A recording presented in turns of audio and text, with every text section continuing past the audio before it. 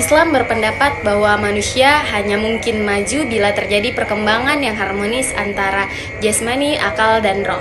Sebenarnya di dalam hidup ini, indera, akal, dan hati harus diperhatikan sekurang-kurangnya sama besar. Kalau tidak dapat, dikatakan hati lebih dipentingkan untuk diperhatikan. Jadi bila ingin sempurna, manusia harus didominasi secara seimbang oleh indera, akal, dan rasa itu tadi. Dan juga potensi itu masing-masing harus mendapat latihan secara serentak dan seimbang.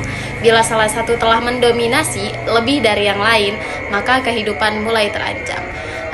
Jadi manusia yang baik ialah manusia yang jasmani, akal, dan kalbunya berkembang secara seimbang di dalam tuntutan ajaran Tuhan yang Maha Esa dan Tuhan yang Maha Pintar.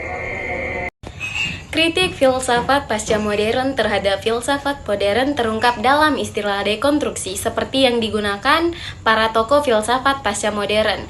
Yang didekonstruksi tentu saja rasionalisme yang digunakan untuk membangun seluruh isi kebudayaan dunia barat tersebut.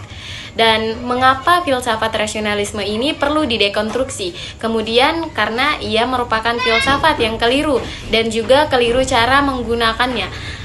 Karena rasionalisme dan kekeliruannya dalam menggunakan rasionalisme tersebut, budaya barat hancur. Bila hubungan antara hati dan akal manusia telah diputuskan, maka manusia akan memperoleh kenyataan bahwa pertanyaan tentang rumusan hidup ideal tidak pernah akan terjawab. Memilih sains dan teknologi sebagai satu-satunya gantungan hidup, atau melakukan sains dan meletakkan sains dan teknologi sebagai pemegang otoritas tertinggi dalam kehidupan.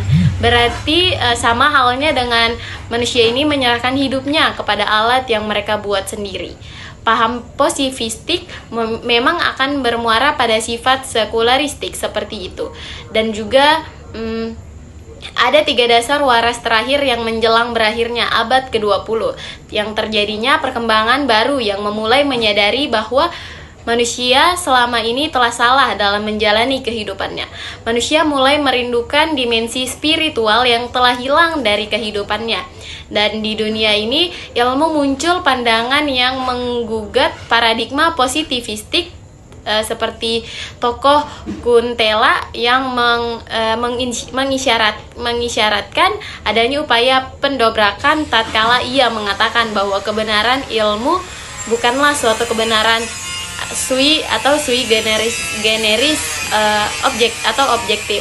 Dengan mengatakan itu berarti Kuhn telah menyerahkan jantungnya positivisme yang menjadikan rasionalisme itu sebagai andalan satu-satunya.